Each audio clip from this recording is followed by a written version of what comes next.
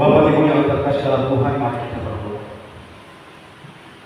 Kepada-Mu ya Tuhan, kami datang menundukkan kepala kami, merendahkan hati kami di hadapan-Mu ya Tuhan. Sebab kami yakin percaya bahwa kami adalah manusia yang terbatas, yang hanya bergantung sepenuhnya kepada Tuhan. Dan terima kasih untuk pemeliharaan-Mu yang Kau nyatakan terus dalam kehidupan kami. Saat ini ya Tuhan, kami mau belajar firman-Mu. Kami mau buka hati kami untuk firman-Mu ya Tuhan, sehingga iman kami terus bertumbuh di dalam Engkau. Engkau pakai hamba-Mu untuk menjadi alat-Mu saat ini, hamba yang terbatas ya Tuhan, untuk bisa menyampaikan kebenaran firman-Mu kepada kami semua. Terima kasih, di dalam nama Tuhan Yesus kami berdoa dan bersyukur. Amin. Puji nama Tuhan. Bapak Ibu, Shalom. Jadi hari ini kita tentu sangat bersyukur karena kita boleh berjumpa kembali bersama dengan saudara-saudara seiman kita, dan tentu kita juga bersyukur karena Allah terus menolong bahkan memberkati kehidupan kita sampai hari ini. Nah saudaraku, satu pujian yang begitu indah yang telah kita nyanyikan tadi sebagai pengantar firman Tuhan, yaitu bersama keluargaku untuk melayani Tuhan. Jadi ini sesuatu yang sangat indah, sangat istimewa kita alami, kita rasakan saudaraku, ketika kita bersama keluarga kita sepakat untuk melayani Tuhan. Selamat datang Ibu Lili. Puji Tuhan ya. Tuhan menolong ketika pergi dan Tuhan menolong ketika tiba. Puji nama Tuhan. Jadi sesuatu yang indah ketika Tuhan oleh anugerahnya bisa memakai kita sekeluarga untuk memuji, memuliakan Tuhan, apalagi untuk setia melayani Dia. Saudara terkasih Tuhan, sebagaimana di dalam kita masih akan membahas tema yaitu keluarga yang berakar dalam Kristus. Jadi tema ini kita bahas selama 2 bulan, dari bulan 5 sampai hari ini. Saya percaya Bapak Ibu bahwa kita yang ada di sini rata-rata yang sudah berumah tangga, mungkin ada yang 10 tahun, 20 tahun, 30 tahun, 40 tahun dan seterusnya. Jadi ketika membahas topik ini, saya tidak sedang mengajar Bapak Ibu ya, karena Bapak Ibu saudara bisa percaya lebih berpengalaman daripada saya. Tetapi tidak apa Bapak Ibu kita akan kembali diingatkan oleh firman Tuhan. Karena 2 Timotius 3 ayat 11 berkata bahwa segala tulisan yang diilhamkan Allah itu bermanfaat untuk mengajar, ya, menyatakan kesalahan. Jadi setiap hari kita harus diajar oleh firman Tuhan, meskipun kita sudah punya begitu banyak pengalaman di dalam rumah tangga, di dalam berkeluarga, tetapi setiap saat kita akan selalu dikuatkan oleh firman Tuhan, karena firman itu tidak akan pernah habis. Semakin kita senang membaca dan lakukan ya Bapak Ibu, maka firman itu akan berdampak bagi kita. Berbeda kalau firman yang hanya dibaca namun tidak dilakukan, maka itu tidak punya arti apa-apa dalam kehidupan kita. Tetapi ketika kita baca, kita lakukan dan kita lakukan, maka segala yang diilhamkan oleh Allah itu bermanfaat untuk mengajar kita, untuk menyatakan kalau kita salah, ya. Nah saudara terkasih Tuhan, pada sama-sama kita membuka firman Tuhan di dalam Ibrani pasal 6 ayat 9 sampai 10. Karena saya menggunakan terjemahan baru edisi kedua, maka saya menyiapkan di depan. Oleh karena itu saya dengan penuh kasih mengundang seluruh jemaat untuk bangkit berdiri untuk kita membaca firman Tuhan ini secara bergantian. Saya baca ayat yang ke-9, Ibrani 6 ayat 9 sampai 20, sampai dari ayat yang ke-9. Tetapi saudara-saudara yang terkasih, sekalipun kami berkata demikian mengenai kamu, kami yakin bahwa kamu memiliki sesuatu yang lebih baik yang mengandung keselamatan.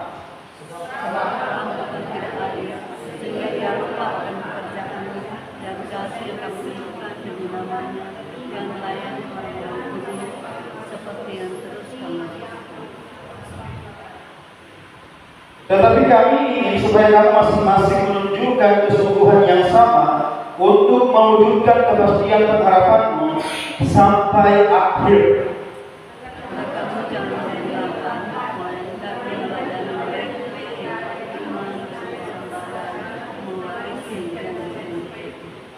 Sebab ketika Allah memberikan janjinya kepada Abraham, Ia bersumpah dari dirinya sendiri, karena tidak ada orang yang lebih tinggi daripadanya.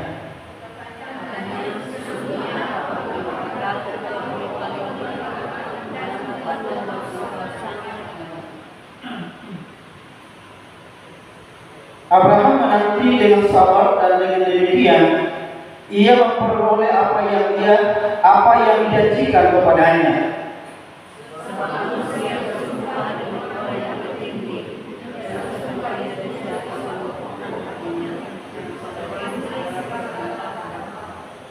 Karena itu, ketika Allah bermaksud menunjukkan dengan lebih meyakinkan rencananya yang tidak berubah-ubah kepada para ahli waris janji itu, ia menjamin dengan sumpah.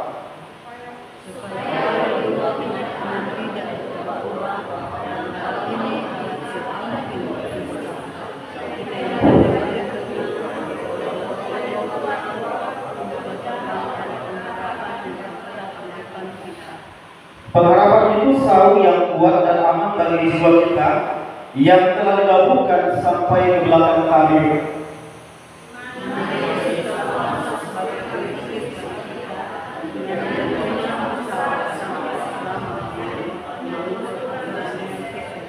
Silakan dulu kembali.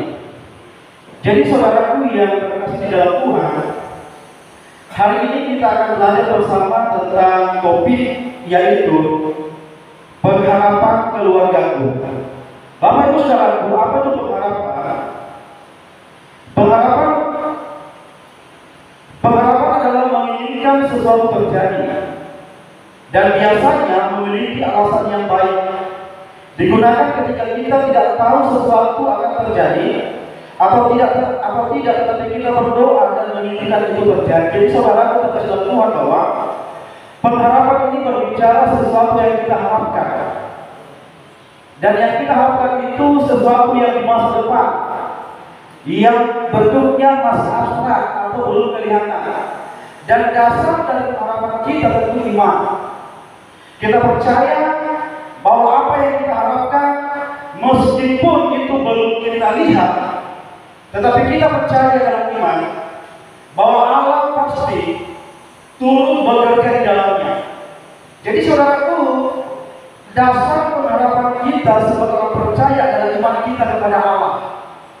Kalau kita kembali melihat di dalam kisah, di dalam Alkitab, ada begitu banyak tokoh atau pribadi yang mereka beriman tentang sesuatu yang akan terjadi di masa depan. Dan waktu mereka mengharapkan itu, saudaraku, itu belum terjadi. Itu belum mereka alami pada waktu itu. Tetapi mereka mengharapkan bahwa nanti sesuatu itu akan terjadi dan itu tidak lepas dari campur tangan Tuhan. Dan pertanyaannya bagi kita, apa yang saudara harapkan di dalam keluargamu? Apa yang kau harapkan terjadi di dalam keluargamu? Apakah itu sudah terjadi hari ini? Apakah sudah ada yang terjadi? Ada yang belum terjadi? Tetap percaya. Sebagaimana kalau kita melihat tokoh Abraham dan Sarah, ketika Tuhan menjanjikan Ishak bagi mereka, itu kita mencatat kalau tidak salah itu 25 tahun mereka menanti.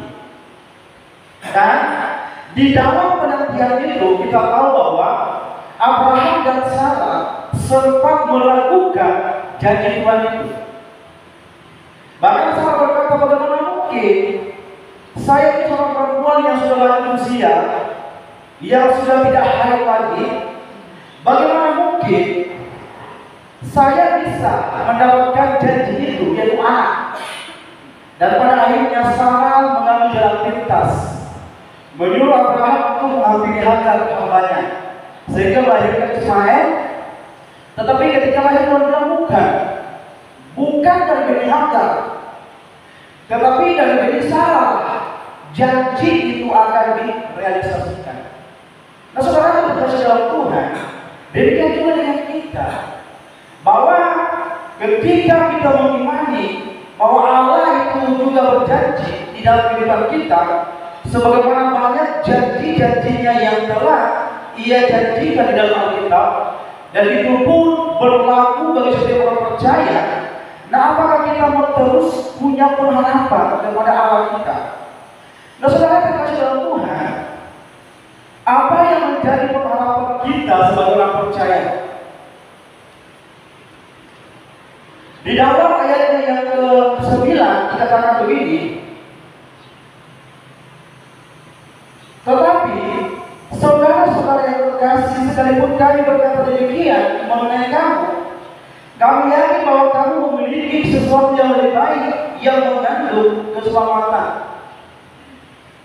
Kalau kita melihat ayat yang ke-9 ini tentu tidak lepas dari ayat-ayat sebelumnya, di mana pada pasal 6 ayat 1 sampai 8, Bapak Ibu Saudaraku, rupanya terjadi kekacauan di sana. Ada begitu banyak orang-orang yang mendasarkan keselamatan itu kepada perbuatan mereka. Bahkan ada yang mendasarkan keselamatan itu kepada bagaimana mereka dibaptiskan. Sehingga tidak heran saudaraku, kita menemukan ada gereja-gereja tertentu yang mengklaim bahwa kalau engkau tidak dibaptis dengan salah satu cara, dan itu satu-satunya cara, maka engkau tidak akan selamat. Dan pada akhirnya Bapak Ibu Saudaraku, terjadi pertentangan di sana. Dikatakan di dalam ayat yang pertama bagian B, ayat yang pertama bagian B, janganlah kita meletakkan lagi dasar pertobatan dari perbuatan-perbuatan yang sia-sia, dasar percaya kepada Allah, ajaran tentang berbagai pembaptisan, penumpangan tangan, dalam kita orang mati dan hukuman kekal. Itulah yang akan kita perbuat jika Allah mengizinkannya. Jadi banyak perdebatan yang sedang terjadi saudaraku, dengan meletakkan bahwa keselamatan itu karena kita baptis, karena kita melakukan sesuatu. Bahkan kalau kita mundur lagi di dalam pasal yang kelima, di dalam ayat yang ke-11 sampai 14 dikatakan begini, tentang hal itu banyak yang harus kami katakan, tetapi yang sukar untuk dijelaskan, karena kamu telah lama dalam hal mendengarkan. Sebab sekalipun kamu ditinjau dari seluruh waktu, sudah seharusnya menjadi pengajar. Kamu masih perlu lagi diajarkan asas-asas pokok dari perkataan Allah, dan kamu masih memerlukan susu, bukan makanan keras. Sebab setiap orang yang terus minum susu, ia tidak memahami ajaran tentang kebenaran, sebab ia adalah anak kecil. Tetapi makanan keras adalah untuk orang-orang dewasa yang memiliki indera yang terlatih untuk membedakan yang baik dari yang jahat. Jadi dengan demikian dari ayat yang ke-11 sampai ayat yang ke-14 pasal 5 ini menunjukkan kepada kita bahwa pada waktu itu rupanya ada orang-orang Kristen yang tidak mengalami pertumbuhan kerohanian. Itu disebabkan yang tadi, ya, mereka meletakkan dasar mereka pada hal-hal tertentu, sehingga dikatakan bahwa sudah seharusnya mereka itu mengajar, sudah seharusnya itu mereka menjadi pengajar di dalam keluarga mereka, di komunitas mereka, tetapi dikatakan bahwa mereka itu masih suka minum susu. Susu di sini adalah gambaran dari ajaran yang lunak. Saudara, ibu-ibu yang punya bayi dan bapak-bapak yang punya bayi, paling tidak kita semua yang pernah lihat bayi itu tidak bisa diberikan makanan yang khas. Tetapi waktu kami pelayanan di Buhu, kami kaget ada ibu yang waktu itu anaknya mungkin baru umur 2 bulan, ya, baru umur 2 hari, dia kasih pisang. Ya, untunglah dalam pemeliharaan Tuhan dia bisa sehat. Seorang bayi itu belum bisa diberikan makanan yang keras. Orang Kristen yang tidak mengalami pertumbuhan kerohanian itu tidak bisa menerima ajaran yang keras. Kenapa? Hati mereka bisa lupa, mereka bisa tersinggung, mereka bisa marah. Makanya dikatakan bahwa seharusnya kalian itu ditinggal dari seluruh waktu, sudah dewasa secara rohani. Jadi ketika engkau ditegur, mau ditegur dengan lembut, mau ditegur dengan keras, engkau terima itu sebagai vitamin. Untuk apa? Untuk kesegaran imanmu, untuk pertumbuhan kerohanianmu. Tetapi pada kenyataannya masih ada orang-orang Kristen yang sampai hari ini mungkin mereka itu mengalami pertumbuhan kerohanian yang stagnan. Dan lebih parahnya, pasal 6 ayat 4 dikatakan begini. Sebab mereka yang pernah diterangi hatinya, yang pernah mengucap kasih karunia surgawi, dan pernah mendapat bagian dalam Roh Kudus, dan yang mengucap firman yang baik dari Allah, dan kuasa-kuasa dunia yang akan datang, perhatikan, namun murtad lagi, tidak mungkin dibangun sekali lagi supaya bertobat, sebab mereka menyalibkan lagi anak Allah bagi diri mereka dan menghinanya di depan umum. Jadi bukan hanya pertumbuhan kerohanian mereka yang menyimpang, tetapi yang terakhir, saudaraku, dikatakan dalam pembacaan kita bahwa ada di antara mereka waktu itu yang murtad. Murtad artinya dia meninggalkan keyakinan yang dia miliki sekarang, kemudian dia beralih kepada keyakinan yang baru. Kalau dia Kristen, maka dia meninggalkan kekristenan, kemudian dia menganut agama yang lain.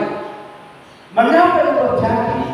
Karena dikatakan bahwa dari sudut waktu sebenarnya mereka sudah harus dewasa merawani, tetapi karena mereka tidak peka akan pekerjaan Roh Kudus, sehingga dikatakan bahwa kerohanian mereka seperti bayi. Oleh karena itu, karena mereka tidak tertanam dengan baik di dalam iman mereka kepada Kristus, maka dikatakan ada di antara mereka yang kemudian meninggalkan Kristus. Saudaraku, saya kemudian merenungkan dengan dalam bahwa apa betul orang yang sungguh-sungguh Kristen, sungguh-sungguh lahir baru, yang hatinya sudah lahir baru ke dalam Kudus, mungkinkah dia bisa murtad kemudian meninggalkan Kristus? Mungkin kita berkata bisa dengan kasus Simon Petrus, tetapi pada akhirnya kita melihat Bapak Ibu Saudara bahwa Simon Petrus kan kembali. Dia disesatkan oleh Roh Kudus, sehingga kalau Roh Kudus mendiami diri seseorang, bagi saya mustahil. Ya, kalau Roh Kudus benar-benar mendiami hati seseorang, maka mustahil dia akan murtad. Amin. Mustahil dia akan meninggalkan imannya, kecuali kalau memang dia hanya ikut-ikutan Kristen saja. Makanya saya disuka orang itu bersaksi bagaimana dia bertobat melalui Alkitab daripada melalui pengalaman pribadi. Karena dari pengalaman saya waktu saudaraku, orang yang bertobat karena Alkitab, dia baca Alkitab, imannya akan semakin kuat. Berbeda dengan orang yang bertobat karena ada sesuatu yang mungkin supranatural, pengalaman supranatural. Itu kita kan pernah melihat di media sosial ada orang seperti itu kemudian dia berbalik kembali. Saudaraku, iman itu bertumbuh dari pendengaran akan firman Tuhan. Tidak salah mungkin orang itu punya pengalaman pribadi, perjumpaan secara pribadi dengan Tuhan, tetapi bagaimana selanjutnya? Harus belajar dalam Alkitab. Kenapa? Supaya dia tidak punya ajaran yang lain yang menyimpang dari Alkitab, kemudian supaya dia itu tidak murtad, tidak meninggalkan kekristenan. Makanya saudara, sangat penting peran keluarga di dalam membantu generasi pribadi-pribadi yang kuat supaya kelak mereka tetap setia dalam iman mereka kepada Tuhan. Dengan demikian, apa yang diharapkan kita sebagai keluarga, pengharapan keluarga yang pertama, pengharapan kita atau iman kita memiliki keselamatan yang pasti. Amin. Harapan kita atau iman kita, saudaraku, adalah memiliki keselamatan yang pasti. Sudah kita lihat tadi, ada orang yang akan memiliki iman yang stagnan, iman yang tidak bertumbuh dengan baik, dan pada akhirnya dia murtad dari keyakinannya. Dan ini banyak terjadi. Bahkan juga terjadi di dalam keluarga Kristen. Saya tidak sedang menuduh, saya tidak sedang menghakimi, tetapi ini adalah realita yang terjadi sebenarnya, bahwa ada orang yang tadinya kita melihat dia percaya Kristus, lalu kemudian dia murtad. Saudara, memiliki kepastian keselamatan yang pasti ini diberikan oleh Tuhan melalui Kristus. Kepada siapa? Kepada orang yang percaya. Perhatikan tadi di dalam berita anugerah dikatakan di dalam Yohanes 3 ayat 16, karena begitu besar kesalahan dunia ini sehingga ia telah mengaruniakan anaknya yang tunggal, supaya setiap orang yang percaya kepadanya tidak binasa melainkan beroleh hidup yang kekal. Setiap orang tanpa terkecuali yang percaya memiliki hidup yang kekal. Dan yang parahnya ayat yang 18, siapa yang tidak percaya ia berada di mana? Di bawah hukuman. Apakah Allah tidak adil dengan membiarkan orang itu binasa? Apakah Allah tidak mengasihi seseorang sehingga dia membiarkan orang itu binasa? Saudara yang terkasih dalam Tuhan, dikatakan di dalam Yohanes 3, ini mungkin sudah seringkali kita baca. Yohanes 3 ayat 19, kelanjutan dari berita tadi. Inilah hukuman hidup, terang telah datang ke dalam dunia, perhatikan, tetapi manusia lebih menyukai kegelapan daripada terang, sebab perbuatan mereka jahat. Jadi ketika pada akhirnya ada orang yang binasa, itu bukan karena Allah tidak kasih sama dia. Allah sudah mengasihi dengan cara dia memberikan Kristus bagi kita. Dan respon kita dalam percaya kepada dia, Allah pun adil, karena setiap kesalahan harus ada ganjaran, dan ganjaran akan dosa kita pada mati yang kekal. Dan itu telah diselesaikan oleh Kristus di atas kayu salib. Sehingga di satu sisi Allah mengasihi kita, yang tadinya kita harus dihukum tidak jadi, karena dia mengasihi kita. Kemudian Allah yang adil yang harus menghukum kita tidak jadi dihukum, karena Allah sendiri telah melaksanakan penghukuman itu di dalam diri Kristus, sehingga kasih dan keadilan Allah itu berjumpa di dalam pengorbanan Kristus. Sehingga Tuhan berkata bahwa siapa yang percaya kepadanya memperoleh hidup yang kekal. Lalu bagaimana dengan mereka yang tidak percaya? Perhatikan Yohanes 3:19, mereka lebih memilih untuk tidak percaya kepada Kristus. Allah dengan kasih-Nya sabar. Allah dengan rahmat-Nya sabar. Dia menanti kita. Kita pun sebenarnya tidak layak untuk diselamatkan. Kenapa? Karena kita tidak bisa berdosa. Tetapi kalau kita diselamatkan, perhatikan, bukan karena kita layak, tetapi kasih. Kita pun sebenarnya tidak layak dipilih, ya. Kenapa? Karena kita tidak bisa berdosa. Tetapi kita dipilih karena kasih Allah. Bagaimana dengan yang lain? Karena mereka lebih memilih kegelapan. Sebagaimana yang ketika seperti mengatakan, dan di dalam Yohanes 14 dikatakan terang itu sudah datang ke dalam dunia. Dan saudara kasih Tuhan,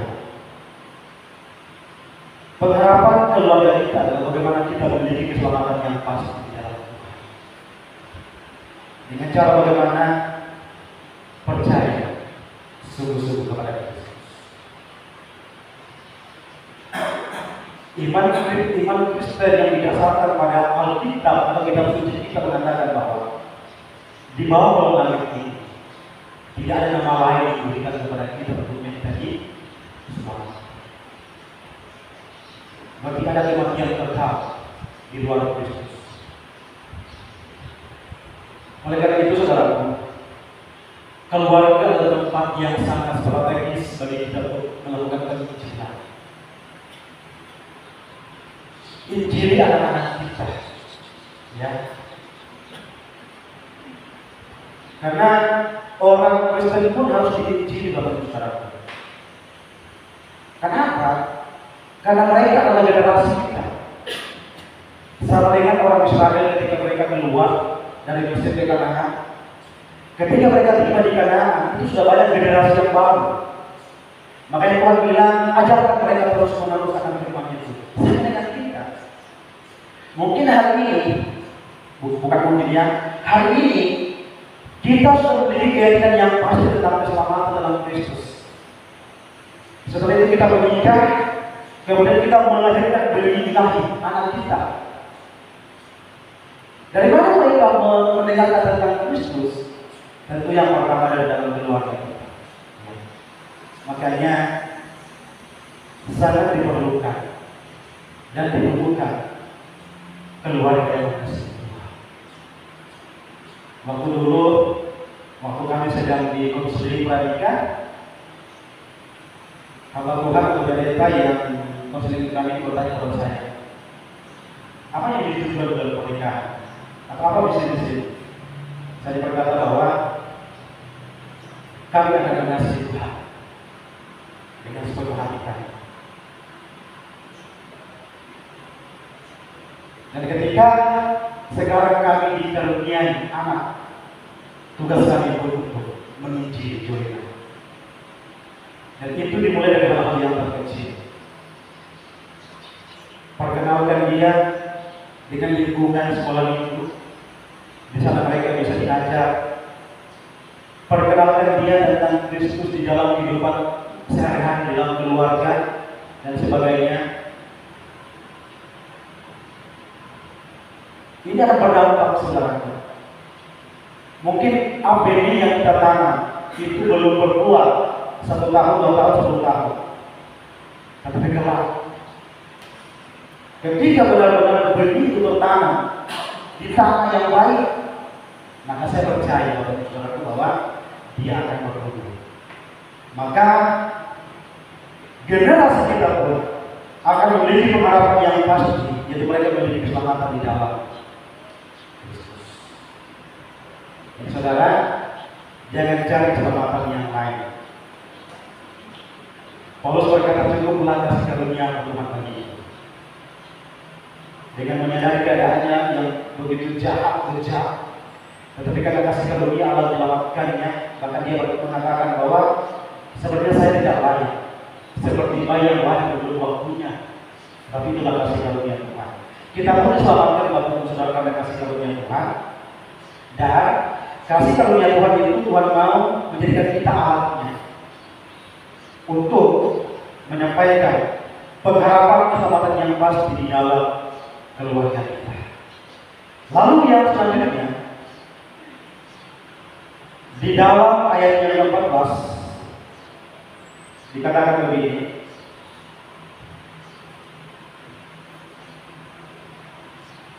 saya baca dari ayat yang ke-13. Sebab ketika Allah memberikan janjinya kepada Abraham, ia bersumpah dari dirinya sendiri karena tidak ada orang yang lebih tinggi daripada ayat 14. Katanya, sesungguhnya aku akan memberkati engkau berlimpah-limpah dan akan membuat engkau sangat banyak. Ayat 15, Abraham menanti dengan sabar dan dengan demikian ia memperoleh apa yang dijanjikan kepadanya. Saudara, pengharapan di dalam keluarga kita yang pasti yang pertama tadi adalah kita memiliki keselamatan yang pasti, yang bukan keselamatan yang mudah-mudahan. Dan yang kedua, kalau kita menyimak di dalam ayat yang ke-14, ini berbicara janji Allah kepada Abraham. Dan ini sama dengan Kejadian 22 ayat 15 sampai 19. Nanti Bapak Saudara bisa baca di sana. Itu peristiwa di mana ketika Allah mencobai Abraham untuk mempersembahkan Ishak. Lalu di sana Allah menjadikan berkat bagi Abraham. Nah, kemudian itu diikuti di dalam Ibrani karena memang penerima dari surat Ibrani adalah orang-orang Yahudi. Lalu dikatakan kepadanya bahwa sesungguhnya aku akan berkati engkau berlimpah-limpah dan akan membuat engkau sangat banyak. Kemudian ini mengingatkan kita kembali bagaimana waktu itu Allah memanggil Abraham untuk keluar dari negerinya, kemudian pergi ke negeri yang dikatakan negeri yang tidak diketahui oleh Abraham. Ini tadi yang berbicara pengharapan yang berdasarkan pada iman. Artinya pengharapan yang didasarkan pada iman itu berjalan di dalam pimpinan Tuhan, bukan iman yang menyerobot, tetapi pengharapan atau iman yang berjalan di dalam pimpinan Tuhan, karena Tuhan sendiri yang pada memanggil. Dan itu yang dialami oleh Abraham pada waktu itu, di mana janji kepada Abraham yaitu janji tentang bangsa. Dengan akan dilahirkannya Ishak. Bukan hanya Abraham menjadi berkat bagi banyak bangsa, tetapi juga Abraham dijanjikan tentang berkat-berkat yang akan dia alami di dalam kehidupannya. Makanya dikatakan bahwa sesungguhnya aku akan memberkati engkau, ya. Jadi ini adalah sesuatu yang dalam konteks waktu itu belum terjadi, tetapi dalam konteks sekarang itu sudah terjadi. Jadi waktu Allah berbicara di dalam Kejadian pasal 22 ayat 19, itu adalah sesuatu yang terjadi ke depan. Dan itulah pengharapan yang didasarkan pada iman. Dikatakan bahwa sesungguhnya berarti ini sesuatu yang benar-benar, ya, bukan sesuatu yang mengada-ngada, tetapi dikatakan bahwa sesungguhnya aku Tuhan akan memberkati engkau berlimpah-limpah. Dan ini juga dialami oleh keturunannya dari Ishak, Yakub. Bahkan kita melihat bagaimana Yusuf itu berkata dengan luar biasa, dan keturunannya pun diberkati. Dikatakan bahwa sesungguhnya aku akan memberkati engkau berlimpah-limpah dan akan membuat engkau sangat banyak. Makanya waktu itu Tuhan membawa dia keluar, lihatlah, membawa orang keluar dan melihat ke langit, lihatlah, keturunanmu akan seperti banyaknya bintang di langit dan seperti banyaknya pasir di laut. Artinya tidak terbatas berkat yang Tuhan berikan kepada Abraham. Kenapa? Karena Allah sendiri yang telah memilih dia. Allah sendiri yang telah menyelamatkan dia. Lalu apa yang lakukan Abraham ketika dia mendengarkan janji ke 15? Perhatikan, Abraham menanti dengan sabar, dan dengan demikian ia memperoleh apa yang diberikan kepada. Pengharapan Abraham dalam iman dikatakan bahwa dia menanti dengan sabar. Artinya dia menanti waktu Tuhan untuk Tuhan menyatakan janjinya itu kepadanya. Saudara-saudara Tuhan, janji apa yang memberikan kepada Abraham dan kepada kita? Yaitu mengalami berkat dan kebenaran. Amin. Berkat yang kita alami hari ini, saudara, itu adalah pemberian Allah. Karena kita sabar menghadapi prosesnya, ya. Kita sabar bekerja. Bahkan mungkin di dalam usaha dan upaya kita kadang-kadang kita jatuh bangun, tetapi kita sabar menghadapi proses itu, sehingga hari ini kita pun mengalami berkat dan pengalaman Tuhan. Demikian juga di dalam pertumbuhan kerohanian kita, saudaraku, ada saat di mana kita jatuh bangun, tetapi kalau kita buat hari ini sebuah terima kasih kepada Tuhan. Kita berdoa, saudara, bagaimana Tuhan itu menyatakan kasihnya kepada kita dengan memberkati keluarga kita, ya. Bukan hanya memberkati, saudara, tetapi juga kita berharap bagaimana Tuhan terus memelihara kita. sebagaimana Abraham telah dipelihara oleh Tuhan, sebagaimana Abraham sabar akan janji itu, demikian juga saya dan saudara. Pengharapan kita, bagaimana kita mengalami berkat dan pemeliharaan Tuhan di dalam kehidupan kita. Tetapi sekali lagi bahwa untuk mengalami berkat Tuhan, tentu kita tidak bisa berdiam diri. Ya.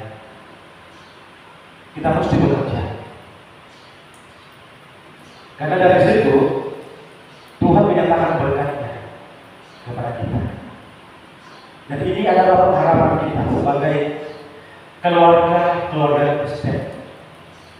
Bukan Tuhan hanya memberkati generasi kita pada sekarang dan memelihara kita, tetapi harapan kita bahwa generasi selanjutnya pun akan tetap mengalami berkat Tuhan dan pemeliharaan Tuhan. Dan pengharapan kita satu-satunya adalah Tuhan. Dialah sumber berkat bagi kita. Dialah sumber pemeliharaan bagi kita.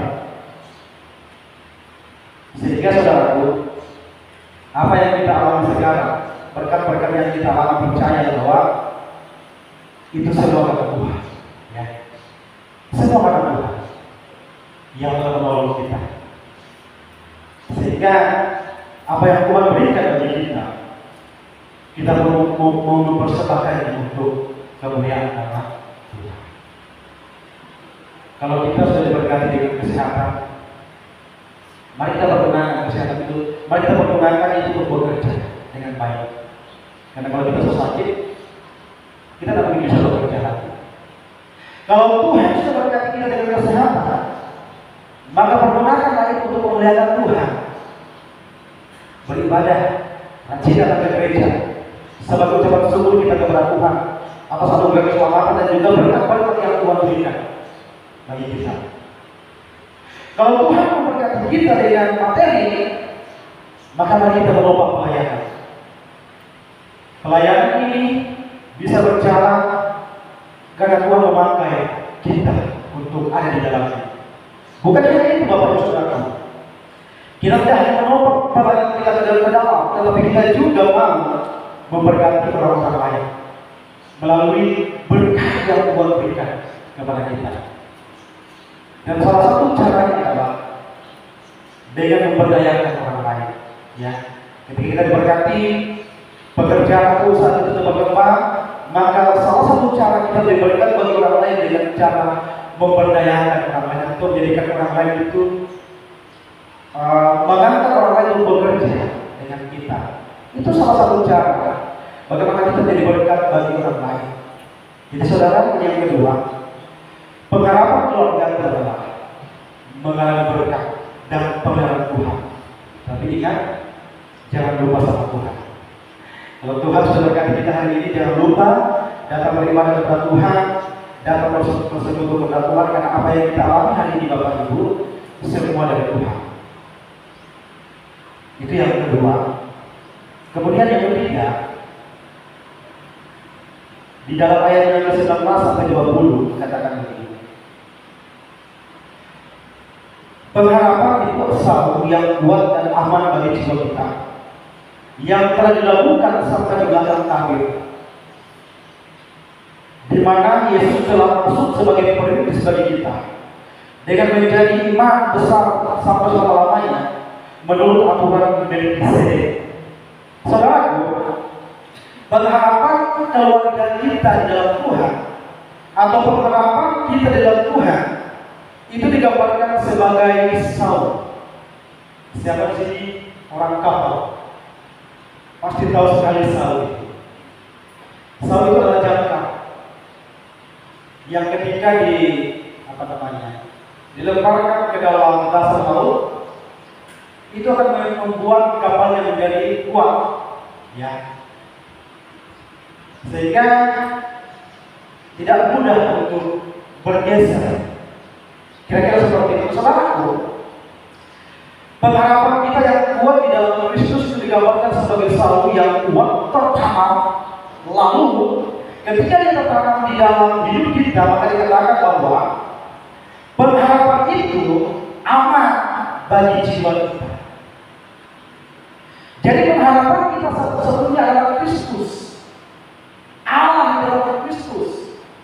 Dan pengharapan kita dikatakan pengharapan yang tidak sia-sia, karena pengharapan kita kepada Allah di dalam Kristus adalah pengharapan yang kuat, pengharapan yang tidak pernah mengecewakan.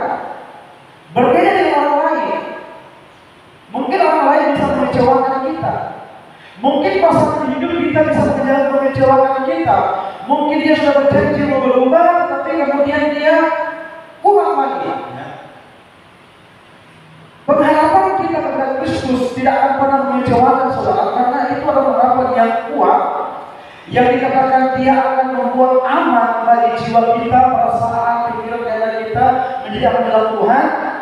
Lalu, mengapa itu kemudian dikatakan aman? Selain dikatakan bahwa pengharapan kita kuat di dalam Kristus, perhatikan dari yang ke-20. Kristus menjadi imam besar bagi kita esok. Kita ingat waktu siapa itu Abraham, ketika dia pulang berperang, dikatakan di dalam Kejadian 14 ayat 17, waktu itu Abraham pulang dari peperangan mengalahkan Kedorlaomer. Kemudian dia berjumpa dengan Melkisedek, lalu memberikan 1/10 dari segala ternak yang dia miliki. Jadi setiap ternak yang masuk dengan 10 itu diberikan kepada Melkisedek. Dan Melkisedek itu Bapak Saudara adalah tipologi dari Kristus. Karena dikatakan bahwa Melkisedek adalah imam besar yang tidak berbapa dan tidak beribu. Dan dikatakan dia tidak punya awal dan tidak punya akhir. Kristus berkata bahwa aku adalah Alfa dan Omega, yang awal dan yang akhir. Jadi Melkisedek ini adalah tipologi atau gambar dari Kristus, di mana dikatakan bahwa Kristus adalah imam besar bagi kita. Ya, tidak lama lagi semoga tidak mengantuk ya. Jadi Kristus itu adalah imam besar bagi kita, di mana di dalam konteks perjanjian lama juga setiap orang yang mau datang kepada Allah itu melalui imam dan harus mempersembahkan korban. Waktu Kristus mati di atas kayu salib dikatakan bahwa tabir baik Allah terbelah dua. Ruang Maha Kudus yang tadinya hanya ditempati oleh imam besar, ya. Banyak imam, tetapi hanya imam besar yang bisa masuk. Andaikan di belakang ini, di belakang saya itu masih ada satu ruangan. Itu adalah ruangan Maha Kudus, tempatnya imam. Ini adalah tempat kudus di mana para imam yang lain itu menyampaikan memimpin ibadah, dan itu tempatnya umat. Jadi waktu Kristus mati terjadi gempa bumi, tabir ayat terlalu banyak Allah terbelah dua yang menunjukkan kepada kita bahwa setiap persembahan yang kita persembahkan kepada Allah itu tidak harus lagi melalui imam besar, tapi kepada bahkan saudara, untuk berdoa itu tidak harus kepada hamba Tuhan, karena setiap doa kita itu ditujukan kepada Allah melalui Kristus. Bukan berarti Allah tidak mendoakan, Allah mendoakan supaya dikuatkan. Tapi jangan sampai ada jemaat yang memasakkan hamba Tuhan. Kalau bukan doanya hamba Tuhan, atau bukan doanya Pak Ibu Hana, bukan doanya Pak Ibu Julianus, bukan doanya Pak Antiake, tidak maju. Nah ini sama dengan menjadikan doa orang-orang tertentu sebagai jimat. Saudaraku, setiap kita yang telah diselamatkan oleh Kristus, kita bisa datang kepada Allah. Dan setiap permohonan kita itu datang kepada Allah. Di surga, Allah Kristus adalah imam bagi kita, ya, raja damai bagi kita. Sehingga yang ketiga adalah pengharapan kita dalam keluarga adalah ada Yesus yang menjadi imam bagi kita. Ketika dia menjadi imam bagi kita, saudara, maka ada kekuatan, ada pengharapan yang Tuhan berikan bagi kita. Saat engkau lemah,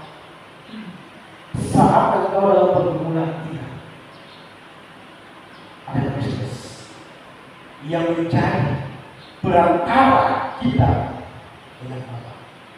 Sehingga ketika engkau sakit, engkau tidak lari kepada dukun.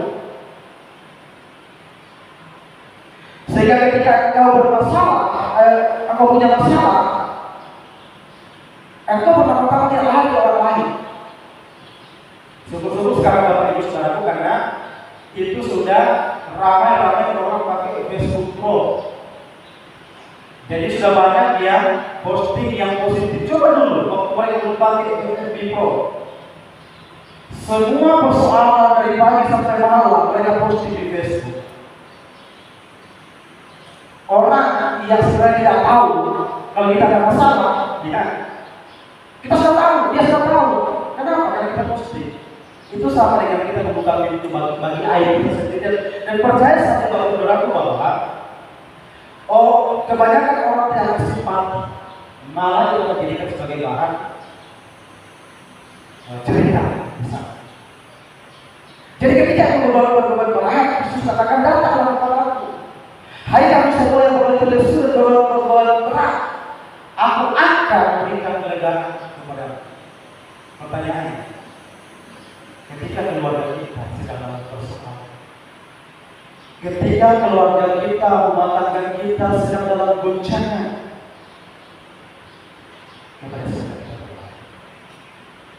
kepada siapa kita minta pertolongan?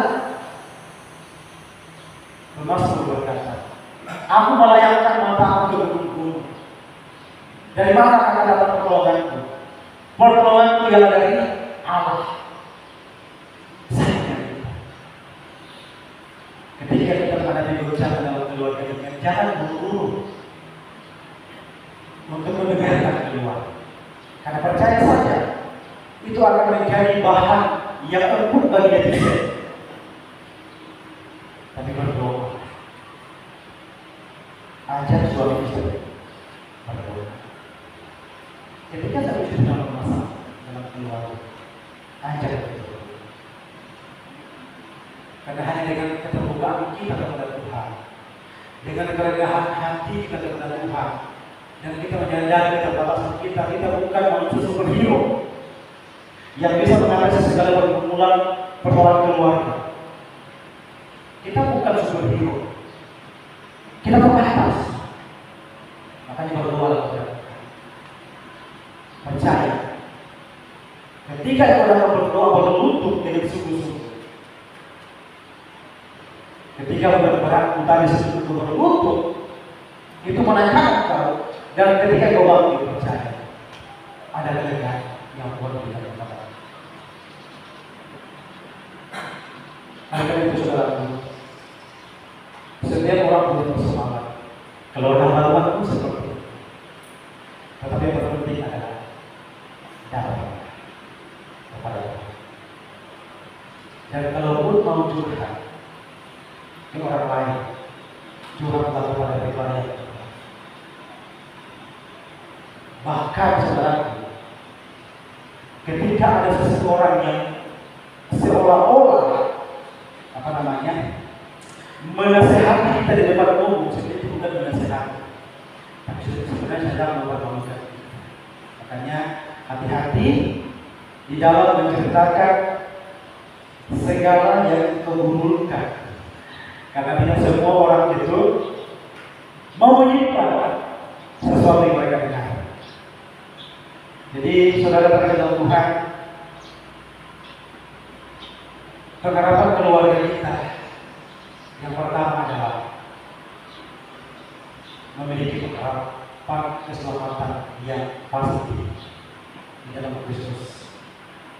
Yang kedua, pengharapan kita adalah mengalami berkat dan pemeliharaan Tuhan. Dan yang ketiga, pengharapan kita bahwa ada Yesus yang menjadi imam besar bagi kita. Mari kita tundukkan kepala dan kita berdoa.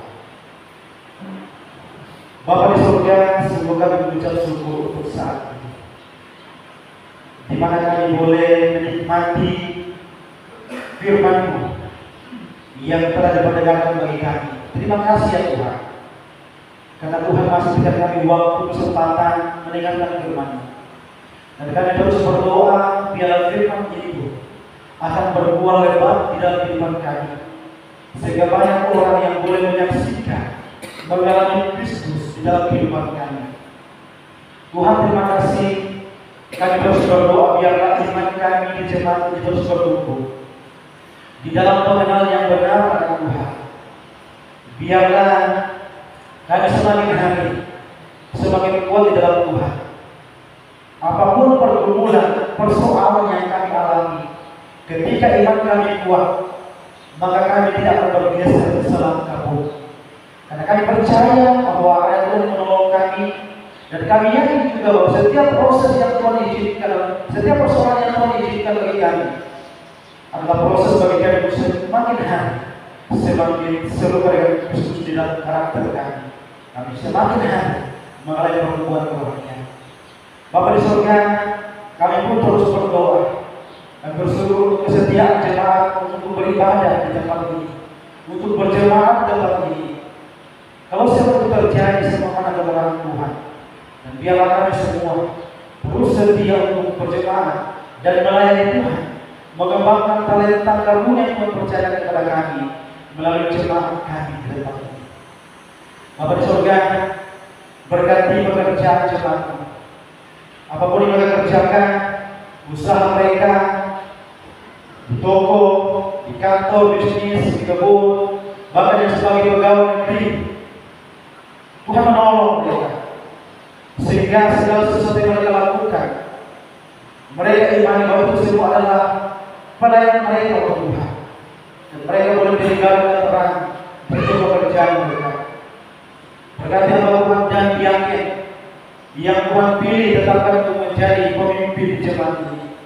Kami sadar ya Tuhan bahwa kami terbatas, tetapi kami bersyukur karena Engkau telah memilih kami melalui kasih karunia-Mu, sehingga kami terus mengembangkan setiap karunia talenta yang Tuhan percayakan, sehingga Tuhan terus mendapati kami untuk setia melayani Tuhan, bahkan mengembangkan pelayanan tempat ini.